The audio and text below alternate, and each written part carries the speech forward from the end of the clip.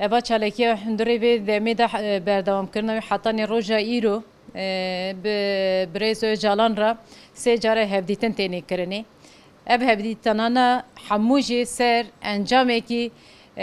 carekî hatiye kirine îdî çalekî bi encam bibin çalekiya îdî dixwazin vî rengî xelaskirinekî bide hê neketine wê kurgunekî ev tecrîda ser Birêz Öcalan ev zexta ser Birêz Öcalan û ser hemû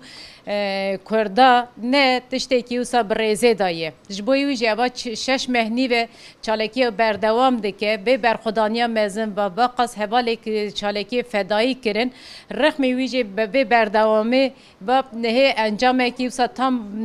nehatiye girtinê tecrîd hemû milava zext û zoriya ser Birêz Öcalan û ser Kurda ranebiye hê jî berdewamê hê jî dayîkê me li kolana erdê ra تێنێ خشکاندنê û lêdanê dixwin ev ne hetanî